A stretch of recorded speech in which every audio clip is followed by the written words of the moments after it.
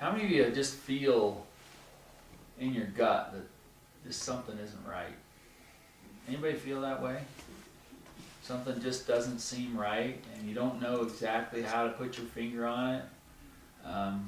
We kind of have this mentality that, and I think it's a false idea. I think we've been, Lincoln, he said, the philosophy of the schoolroom in one generation will be the philosophy of government in the next. So we can attribute what we have in our government, in our government agencies, and the people that are running, their mentality is a direct correlation to how they've been educated. And so education's a real powerful tool. You have to be educated for freedom. You can't just be free. We like to think that we can just because we live in America, and that's been our heritage for the last 200 years, of the idea that we're free. But in reality, you have to do something to be free. Our founders, they recognized that one of the things that you needed to be virtuous. Because the whole idea of freedom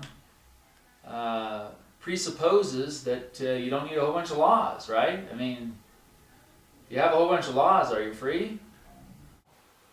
I think that we need to have, we need to understand these principles. We need to implement them in our lives. So all these bad things that we think are happening in the economy happened before, right here. In 1790, when the Declaration of, or 1791, when the Constitution was signed and ratified by all the states,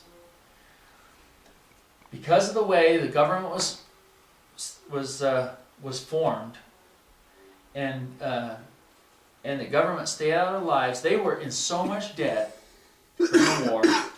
Their money was worthless.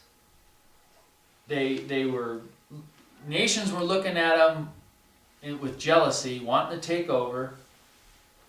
They did, In fact, Britain came and attacked us again, and there were different things that happened. But George Washington said he was just absolutely amazed at the turnaround that took place. Once they got rid of the Articles of Confederation, our first Constitution, and implemented the Constitution that we now have.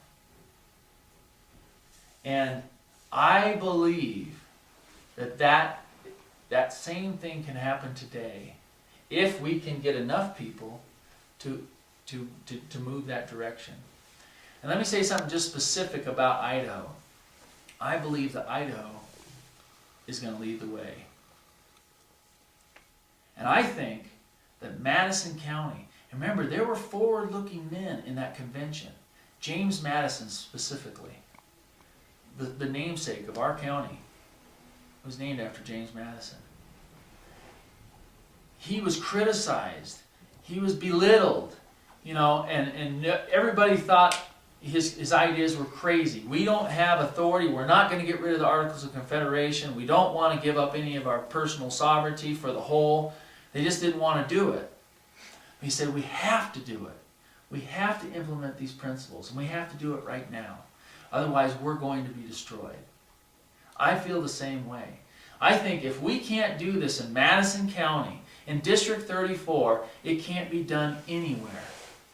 Now, I'm not going to talk about issues, because issues, quite frankly, come and go. They have little significance. If you operate according to principle, those things, that's power. And they'll operate completely. I don't have the answer to everything, but every problem that comes in front of me as a legislator, I will look at what the Constitution gives me authority to do, the Idaho State Constitution. I will be guided by my moral principles, and I will be thinking about your freedom and my children's freedom, and knowing that we can make those decisions right here in Rexburg, Idaho, or in Fremont County, or Madison County, or wherever. We can make those decisions. We're not dummies. We don't need centralized government telling us what to do. We need centralized government protecting our ability to make those decisions, so we can kind of be the people that we want and have the kind of community that we want to have.